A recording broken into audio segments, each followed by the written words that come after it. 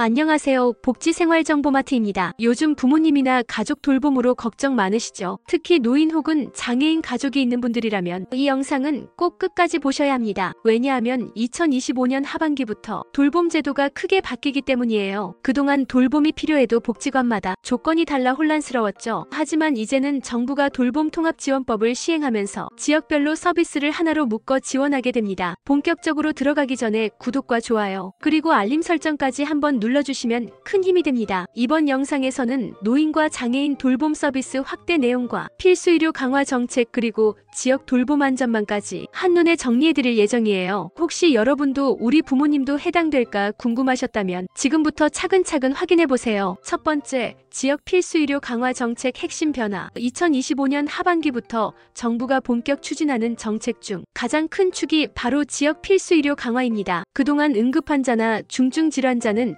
대형 병원으로만 몰렸죠. 하지만 이제는 지역 안에서도 긴급 치료가 가능한 체계를 단계적으로 만들어가는 게 목표입니다. 보건복지부는 필수의료 혁신 전략을 통해 각 시도에 권역별 책임의료기관을 지정하고 응급, 분만, 중증, 재활 등 4가지 핵심 분야의 공공의료 기능을 강화하겠다고 밝혔습니다. 특히 분만 취약지에 산부인과를 신설하고 의료인력 순환근무제를 도입해 인력 공백을 줄인다고 해요. 예를 들어 강원이나 전남처럼 의료 접근이 어려운 지역은 응급의료 전용 헬기와 협력병원 체계를 늘려 골든타임 안에 치료받을 수 있게 지원합니다. 이렇게 되면 농어촌 지역 주민들도 수도권 병원 못지않게 필수 의료를 가까운 곳에서 이용할 수 있겠죠. 또한 정부는 내년부터 응급실 -119- 보건소 간 데이터 연계 시스템도 확대합니다. 이 시스템이 구축되면 환자 발생 시 바로 가장 가까운 의료기관으로 연계되어 시간 지연이 최소화됩니다. 결국 이 변화의 핵심은 지역에서도 생명을 지킬 수 있는 의료 환경이에요. 여러분이 사는 동네에도 지정된 필수 의료 거점이 생길 가능성이 높으니 꼭 확인해보세요. 두 번째, 돌봄통합지원법 도입과 서비스 통합체계. 2025년 하반기부터 새롭게 추진되는 핵심 제도 중 하나가 바로 돌봄통합지원법입니다. 이 법은 노인장애인 아동중증 환자 등 돌봄이 필요한 사람이라면 누구나 하나의 통합창구를 통해 지원받을 수 있도록 하는 제도예요. 그동안은 노인은 노인복지과, 장애인은 장애인복지과, 아동은 보육과 등 부서가 다 달라서 서류를 여러 번 제출해야 하는 불편이 많았죠. 하지만 앞으로는 읍면동 단위에서 지역 돌봄 지원센터를 설치해 모든 돌봄 서비스를 한 곳에서 신청하고 연결받을 수 있게 바뀝니다. 예를 들어 어르신이 병원 진료 후 가정으로 돌아왔는데 식사와 세탁, 간호가 필요하다면 센터에서 바로 방문 요양이나 간병 서비스를 연결해줍니다. 또 장애인 가족이 갑자기 사고를 당해 돌봄 공백이 생겼다면 긴급 돌봄 지원으로 단기 보호시설을 이용할 수도 있습니다. 정부는 2026년 전면 시행을 목표로 올해부터 시범지역을 확대하고 있습니다. 서울 강서구, 대전 유성구,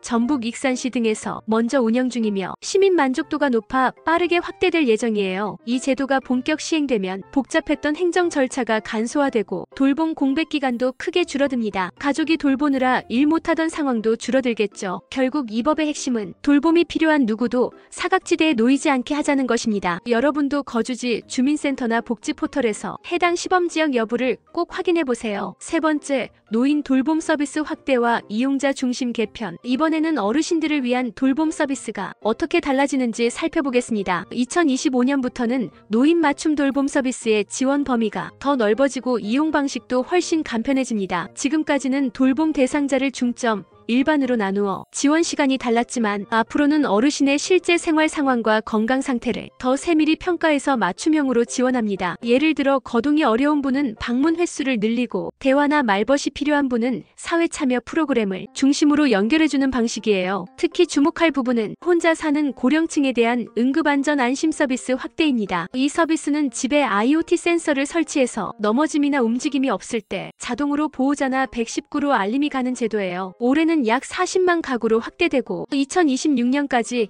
60만 가구 이상을 목표로 하고 있습니다. 또한 치매 조기 발견을 위한 인지건강검사를 전국 보건소에서 무료로 받을 수 있도록 바뀌었어요. 이제는 증상이 의심될 때 병원만 가지 않아도 보건소에서 간단히 검사하고 필요시 전문의와 연결까지 받을 수 있습니다. 정부는 이처럼 돌봄뿐만 아니라 정신건강, 식사, 사회 참여까지 어르신의 일상 전반을 함께 지원하는 방향으로 정책을 확대하고 있습니다. 즉 단순히 돌봐주는 서비스가 아니라 삶의 질을 높이는 돌봄으로 진화하고 있는 거죠. 혹시 부모님 혼자 계셔서 늘 걱정되셨다면 지금 읍면동 주민센터에 문의해 노인 맞춤 돌봄 서비스 신청 가능 여부를 확인해보세요. 네 번째, 장애인 돌봄과 자립 지원 서비스 확대. 이번에는 장애인을 위한 돌봄과 자립 지원 정책이 어떻게 바뀌는지 자세히 살펴보겠습니다. 2025년 하반기부터 장애인 돌봄 체계는 24시간 상시 지원과 맞춤형 자립 서비스로 크게 나뉘어 강화됩니다. 그동안 활동 지원 서비스는 시간 제한 때문에 생활 전반을 지원받기 어려웠죠. 하지만 이제는 중증장애인 24시간 돌봄 서비스를 통해 야간 휴일에도 지원 인력이 배정됩니다. 예를 들어 척수장애나 중증 뇌병변 장애를 가진 분들이 밤에도 혼자 화장실을 가거나 이동해야 했던 문제를 이 제도가 해결해주는 거예요. 또한 가족이 일하거나 외출할 때 잠시 돌봄 공백이 생기면 장애인 가족 긴급 돌봄 지원 제도를 이용할 수 있습니다. 이 제도는 올해 10개 시범지역에서 운영 중이며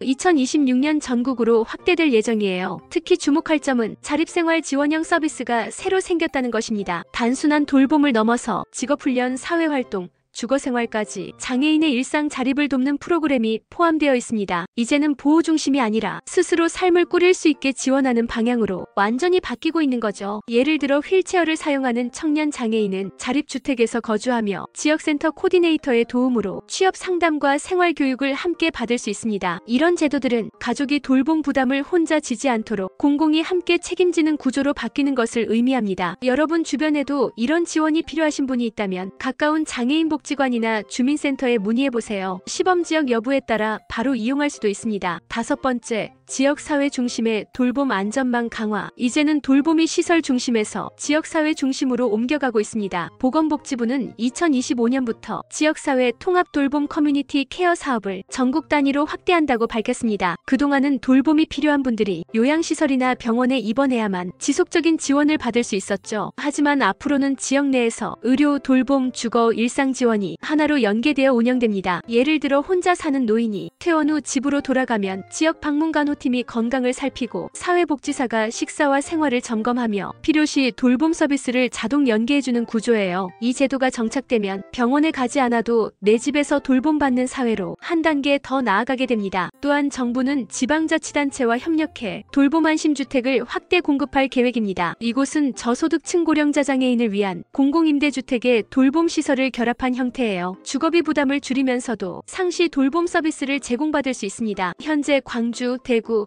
창원 등 일부 지자체에서는 커뮤니티 케어형 주거단지가 이미 운영 중입니다. 입주민 만족도가 높고 돌봄 인력 일자리도 함께 늘고 있다고 합니다. 결국 이 정책의 핵심은 내가 사는 지역 안에서 돌봄이 해결되는 사회입니다. 이제는 병원 중심이 아닌 지역사회가 돌봄의 주체로 바뀌고 있는 거죠. 여러분이 사는 지역에도 돌봄 안심주택이나 커뮤니티 케어 사업이 있는지 지자체 홈페이지에서 꼭 확인해보세요. 여섯 번째, 향후 계획과 우리가 준비해야 할 점. 이제 앞으로의 방향과 우리 국민이 미리 준비해야 할 점을 정리해볼게요. 정부는 2026년부터 돌봄통합지원법을 전면 시행하고 모든 지역에 돌봄지원센터를 설치할 계획입니다. 또 필수 의료와 돌봄을 연계한 지역 돌봄의료 허브를 만들겠다고 밝혔어요. 이 말은 곧 아픈 사람뿐 아니라 돌봄이 필요한 사람이라면 누구나 주민센터 한 곳에서 상담 신청 서비스 연결까지 모두 해결할 수 있게 된다는 뜻이에요. 그동안 복지제도는 몰라서 못 받는 경우가 많았죠. 하지만 이제는 지역이 나를 찾아오는 시대로 정책 방향이 완전히 바뀌고 있습니다. 예를 들어 어르신이 거동이 불편해 센터 방문이 어려운 경우에는 담당자가 직접 찾아가는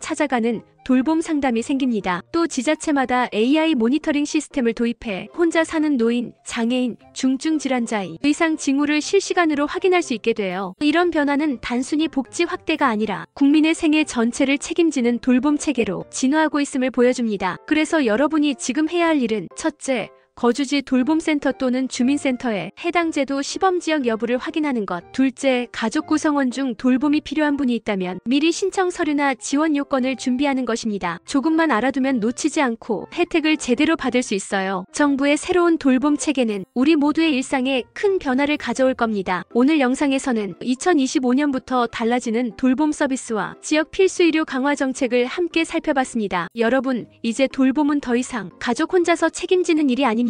정부와 지역사회가 함께 나서는 구조로 완전히 바뀌고 있다는 점 꼭 기억하세요. 혹시라도 우리 부모님, 조부모님, 또는 주변에 도움이 필요한 분이 계시다면 이 정보를 꼭 공유해주세요. 작은 관심이 누군가의 삶을 훨씬 안전하고 따뜻하게 바꿀 수 있습니다. 그리고 앞으로 더 많은 돌봄 제도와 신규 복지 정책이 계속 발표될 예정이에요. 복지생활정보마트가 그때그때 가장 빠르고 쉽게 정리해드리겠습니다. 항상 여러분의 생활 속 복지를 챙겨드리는 복지생활정보마트였습니다. 다음 영상에서 또 만나요. 감사합니다.